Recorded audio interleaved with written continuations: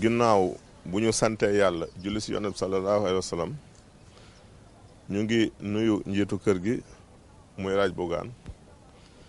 ñu ngi koy ñaanal wér yàlla yokk aussi taxawaayam di ko ñaanal njabootam ñu ngi ñaanal aussi ñi nga xam ne ñu bootu si ginnaawam aussi muy waa kër gi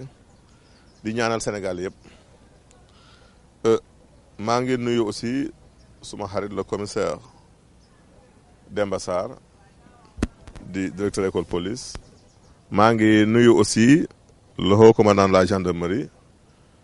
di nuyu suma xarit aussi Babacar Diouf fële si gendarmerie Thionk muy ku baax aussi. ñu ngi nuyu aussi waa Xombol rawatina jeune Xombol yi nga xam ne ñoo ma décerné diplôme bi muy diplôme d'honneur boo xam ne dañ ma ko yónnee di rafetlu action yi nga xam ne maa ngi koy def fële si Xombol rawatina seen activité socio-éducative yi nga xam ne say taxaw ak yeneen donc maa ngi leen di remercier ne honneur bi ñu ma defal jox ma diplôme bi muy loo xam ne sedd na sama xol lépp man lañ ko defal ko aussi waa Sen TV kon loolu vraiment ñu ngi siy bëgg di si kontaan. bu loolu weesoo tey dañuy ñëw si émission boo xamante ne junjoon nañ ko keroog ndax da gis ngeen ni keroog dafa am ku ñu posé woon question si wàllu hymen wala fi ko da ko wax ndaw ñi nga xam ne dañuy am jafe-jafe si wàllu woowu seen wàllu sëy néegu sëy donc tey moo tax ñu indi woon ko pour waxtaanaat si gën si indi ay leeral xam nga wàllu ndaw dafa nekk loo xam ne lu doy waar la nit ñi fonk ko si aada fonk si cosaan wàllu ndaw nag nekk lu complexe parce que dafa bari ay conflits yu mu indi si kër gi ay jafe-jafe ay histoire ay coow yu mu indi si biir néegu sëy te it muy lu mën a ñàkk ndax yu bëri ñàkk xam ne rek ak yu ñu réere la hymen nag boo ko xoolee moom lañ leen di won nii si image bi ngeen di xool nii bu ngeen xoolee kii kanamu jigéen la kii moom la ñuy wax clitoris bi lii moom la ñuy wax méa urinaire fi la gaanuwaay bi booy saw fi la saw miy génne gaanuwaay bi kii mooy orifice vaginal bi maanaam mooy bët bi nga xam ne moom la ñu war a yaatal pour nga mën si sëy liñ ñuy wax hymen nag muy ndaw mooy lii ko wër nii lii ngeen di gis nii moom mooy ndaw moo nekk nii wër orifice vaginal bi moo mi ngi nii kii mooy petite lèvre bi grande lèvre bi moo nekk nii si boor bi kon lii moom mooy ndaw muy loo xamante ni gis ngeen ko nii boo xoolee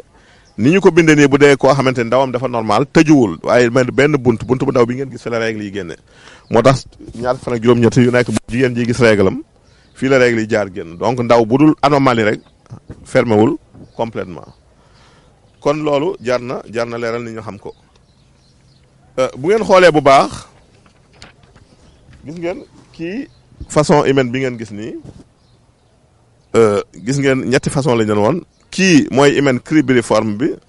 moom ay bën-bën yu bëri la def si digg bi bu règle yi ñëw si bën-bën yi lay jaar di génn mais lii ko wër nii moom la ñu war a dindi pour que ndaw gi mën a dañ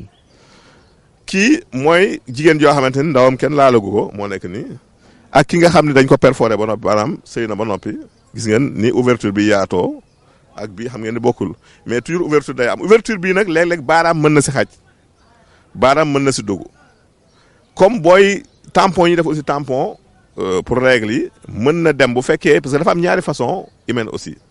dafa am jigéen ñoo xam ne seen hymen muy ndaw gi dafa élastique de telle sorte que tey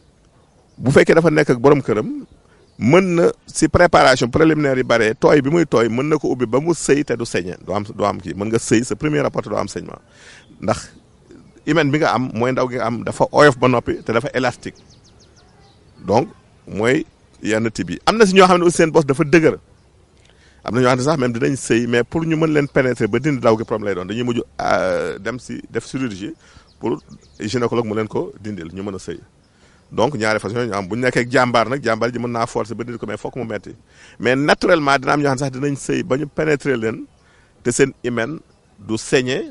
du am douleur aussi ndax dañu lubrifié dañu tooy wax ne moom moo dilaté kii ba nga xam ne amuñu jafe-jafe kon loolu boo si tënkoo mën nga ni kat kii kat man ki ñu ma jox du jànk fekk booba jànk la ñu bëri li ñuy réeree mbir mooy loolu. beneen bi aussi mooy am na si ñoo xamante ni seen ndaw booy xool du am li ñuy wax bën-bën gis nga kii li ñuy wax hymen imperforé moo nekk nii moom amul bën-bën moo tax kii pour mu gis règle am day jafe il faut mu dem léeg-léeg gars yi laal ko tuuti pour règle yi mën a génn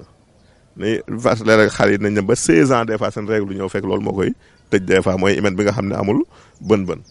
kon règle du mën a génn donc kii hymen séparé la hymen la boo xamante ni booy xool ñaari trou la am nii gis nga ko vagin bi ñaari orifice la am nii boo noppi hymen bi wër ko nii gis nga ñaari bën-bën la am gis ngeen bën-bën nii benn ligne séparé leen donc kii mooy ki nga xam ni hymenam li ñuy wax hymen angulaire mooy nga xam kenn laala ko hymen bu laal bii mooy bi ñu perforé ba noppi donc lii mooy type hymen yi nga xam ni xam nañ ko. am na ñoo xam dañuy judd aussi du ñu indaale ndaw kon loolu aussi lu mat a xam la beneen bi mooy aussi nit mën na si passem bi mu nekkee xale nga xam ne hymenam dëgërwul noonu mu defoon choc yaa xam dafa yéegoon si vélo wala dafa defoon beneen contusion wala mu tëboon def benn saut bien que ay cas yu raar lañ am saignement ndaw gi jaare fa dañ kon loolu lépp ay cas yoo xam ne jar na di leeral nit ñi xam ko kon problème mu ndaw bu ñu tënkee dañuy wax ni américains yi sax am na étude bu ñu def bu yàggul boo xamante ne wax nañ ne si juróomi jigéen yu nekk am na si ñaari cas yoo xamante ne mën nañu judd sans ndaw kon loolu vraiment baax na xam parce que léeg-léeg jigéen ñëw ni la man kat sérieusement dama am jafe-jafe ndax sama jëkkër dafa jàpp ni man awma ndaw te man mosuma sëy mais bu ñuy sëy suñu sëy bu njëkk saignement amul dara génnul dara génnul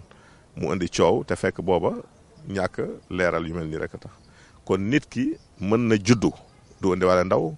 mën na judd indiwaale ndaw mais ndaw ba mu indi dafay épais dafay sew dafay oyof ba noppi te dafay élastique aussi donc moom la ñuy wax les hymen complaisants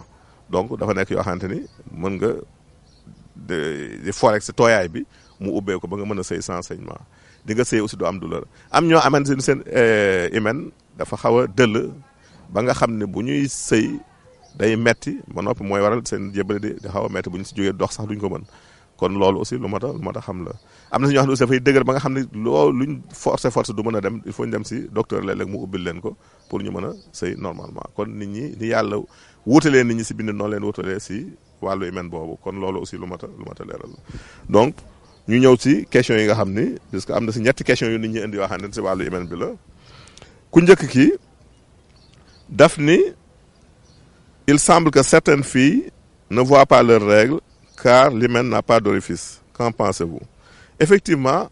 moom la ñuy tuddee l'imperforation hyménéale donc mooy ñi nga xam ne dañuy juddu du ñu am vraiment bën-bën boo nga fa la deret ji mën a génn pour règle yi mën a génn mais loolu amul problème puisque bu ñu demee hôpital mën nañ leen ko ubbil ba nga xam ne bu ñu gisatee règle dina mën a génn parce que règle yooyu ñàkk génn aussi baaxul bu yàgg na indi yenn méthode biir yeeg mën na di yenn jafe-jafe si ku jigéen ki ñaareelu question bi kii def ni voilà est-ce que la masturbation fait perdre la virginité moom nee na est-ce que ñi nga xam dañuy foyee seen bopp di masturbé wu ba jot seen bopp est-ce que loolu mën na dindi ndaw tax jigéen du am ndaw ñu leeral que ni du ñàkk hymen boobu wala hymen bi dañ mooy ni da nga nekk ku viergeul mooy ku musul am rapport même bu fekkee da nga def accident wala choc sa hymen xotti ko nga sëy sa jëkkër mu gis ni yow amuloo ndaw mais yow tu es vierge parce que mosuloo sëy parce que ku vierge mooy ku mosul am rapport sexuel kon loolu aussi mat na leeral masturbation boobu nag bariwul lu muy indi problème parce que en général jigéen ñi bu ñuy masturbé wu souvent le clitoris moom la ñu woon sànq luy clitoris bi xam la ñuy caresser moom la ñuy laal donc jotuwul dara ak hymen bi nga xam ne mu ngi situé parfois à 1 centimètre de l'ouverture du vagin. fi ñuy mujjee mooy ki dafay laaj ndax tampon mën na yàq virginité muy ndaw gi ak aussi ndax mën nañ ko bàyyi 24 heures soo ko changé non tampon parce que dafa am ñoo xam ne si ñi seen hymen élastique tampon mën na dugutu te du yàq dara seen ndaw mais ñi seen kii xaw a tuuti aussi bën orifice ñooñu risque lay doon des fois donc bu ñu koy dugal si dafa am méthode bu ñu koy dugalee. beneen bi mooy tampon aussi entre 4 heures ba 8 heures temps boo ko bàyyee si kanam da nga ko war a dindi da nga ko war a changé ndax yàgg bi mu fay yàgg dafay créer ay microbe foofu yu mel ne ay bactéries su ko defee day daal di indi yenn infection yi daal di installé kon loolu lu mat a xam la kon ñu leen di tàggu fii di leen di